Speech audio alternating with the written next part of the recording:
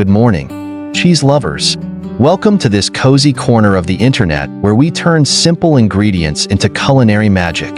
Today, we're diving deep into the art of making homemade mozzarella cheese, a timeless classic that bridges generations and cultures.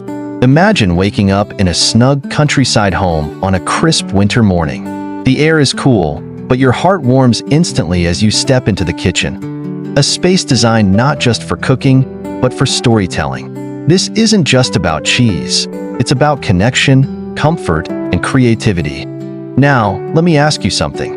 Have you ever wondered how those creamy, stretchy balls of mozzarella end up in your grocery store?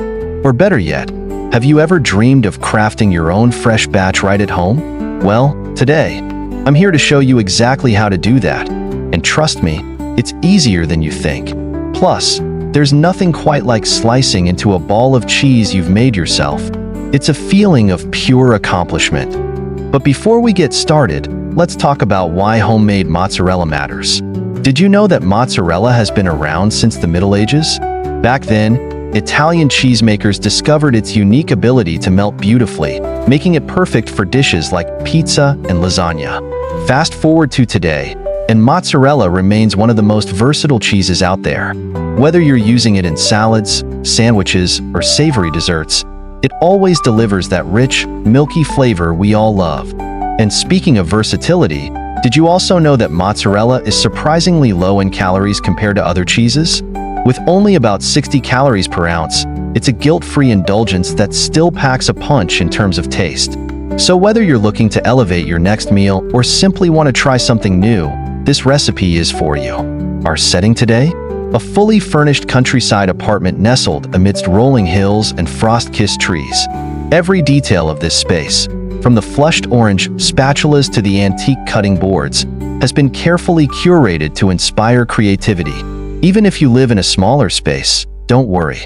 As you'll see, everything we need fits perfectly within this charming little kitchen. So grab your apron, roll up your sleeves, and join me as we embark on this delicious journey together.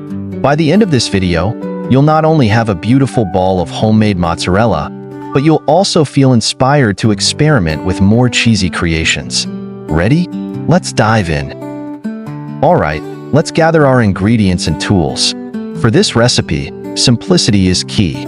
All you'll need are four main components: whole milk, citric acid, rennet, and salt. Yes, that's it. Just four ingredients standing between you and a glorious ball of homemade mozzarella. But don't be fooled by the short list. Each plays a crucial role in transforming ordinary milk into something extraordinary. First up, the star of the show, whole milk. If possible, opt for non-homogenized milk, which tends to yield better results due to its higher fat content. Think of it as giving your mozzarella a head start toward that dreamy creaminess. Pour it gently into your largest pot. We're using this stunning copper one here, but any heavy-bottomed pot will work. Next, we prepare our first magical ingredient, citric acid. Dissolve 1 1/4 teaspoons of it in 1 cup of cool water. Why citric acid, you ask? It acts as a natural acidifier, helping the milk proteins coagulate and form curds. Watch closely as the powder disappears into the liquid, leaving behind a slightly tangy aroma that hints at the transformation ahead. Now on to rennet, a true game-changer in cheesemaking. We'll dissolve 1/4 of a tablet in 1/4 cup of cool water. Rennet contains enzymes that further solidify the milk, turning it into those firm curds we're aiming for. Fun fact, traditional rennet comes from animal sources, but vegetarian alternatives made from plants or microbes are widely available now, so everyone can enjoy this process. Finally, we add a pinch of salt. Not much, but enough to enhance the natural flavors of the cheese. Just imagine sprinkling sea salt over caramelized onions or roasted potatoes. It's that same principle of amplifying goodness without overpowering. As for tools, keep things minimalistic yet effective. You'll need a thermometer to monitor the milk's temperature, a slotted spoon for handling curds, and a fine mesh strainer for draining whey. Oh, and don't forget a sharp knife for cutting the curds later.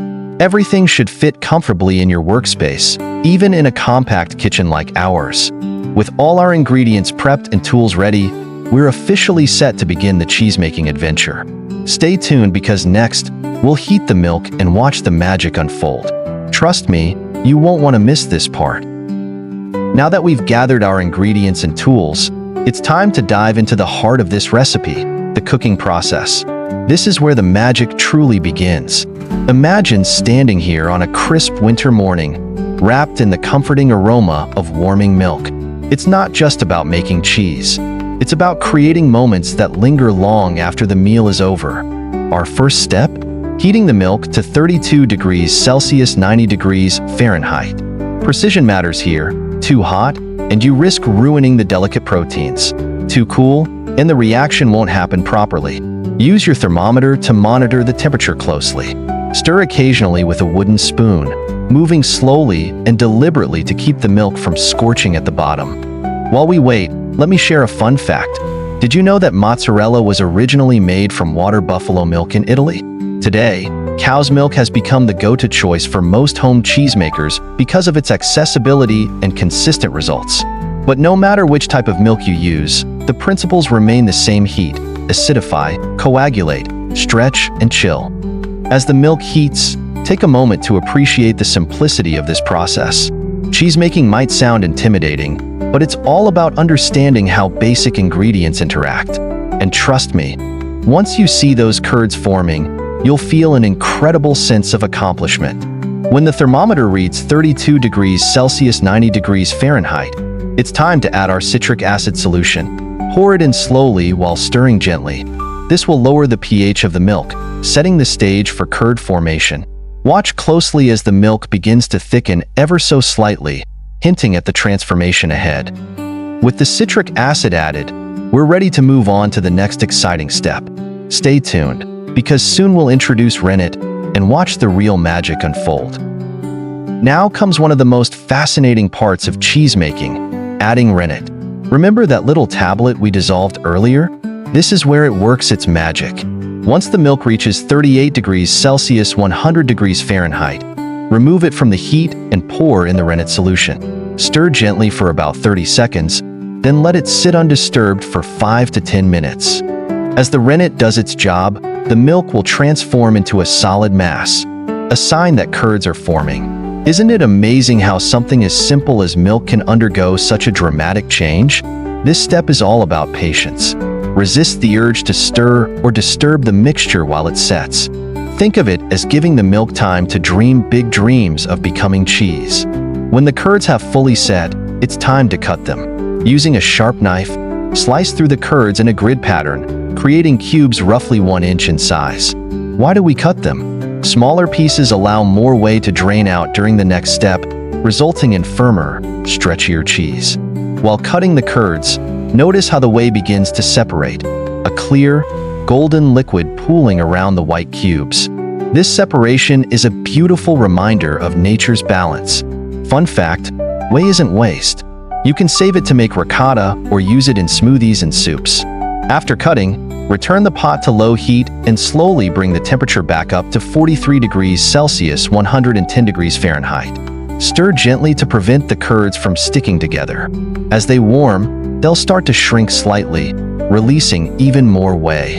And there you have it, perfectly formed curds ready for their final transformation. In our next scene, we'll stretch and knead these curds into pillowy balls of mozzarella. Don't go anywhere. We've reached the most satisfying part of our cheese-making journey, stretching and kneading the curds. This is where science meets artistry, transforming humble milk into something truly magical. Imagine yourself as an alchemist, turning liquid gold into a creamy masterpiece. Once your curds are cooked and firm, transfer them to a heat-proof bowl. Reserve some of the whey. You'll need it to keep the curds pliable during this step. Pour hot water over the curds until they're submerged, aiming for a temperature of around 70 degrees Celsius 160 degrees Fahrenheit. Let them sit for a minute or two, then test their stretchiness by pressing lightly with your fingers.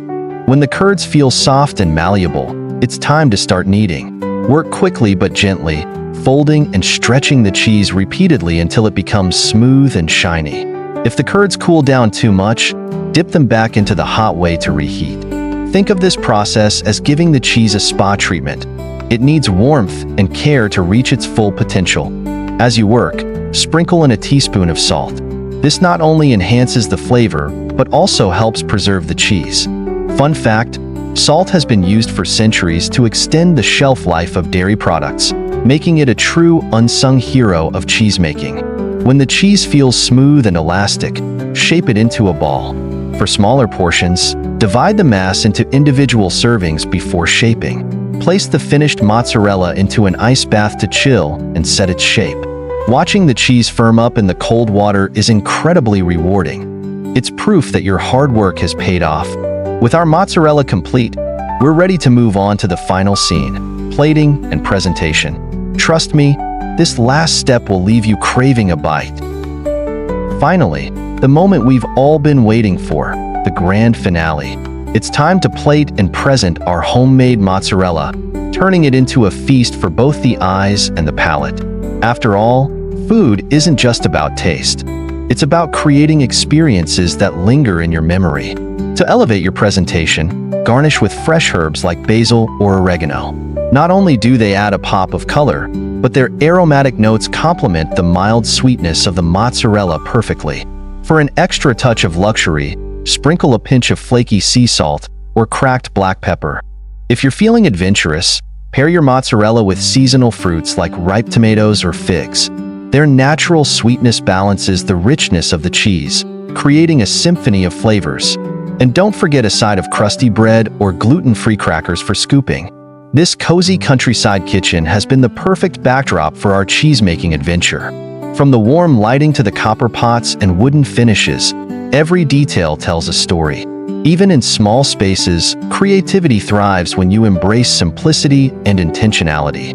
As you take your first bite, savor the culmination of effort, patience, and passion. Whether enjoyed alone or shared with loved ones, this dish embodies the essence of comfort and connection. We'd love to hear how your mozzarella turned out. Share your creations in the comments below. And don't forget to subscribe for more vintage-inspired recipes. Until next time, happy cooking and happy cheesing.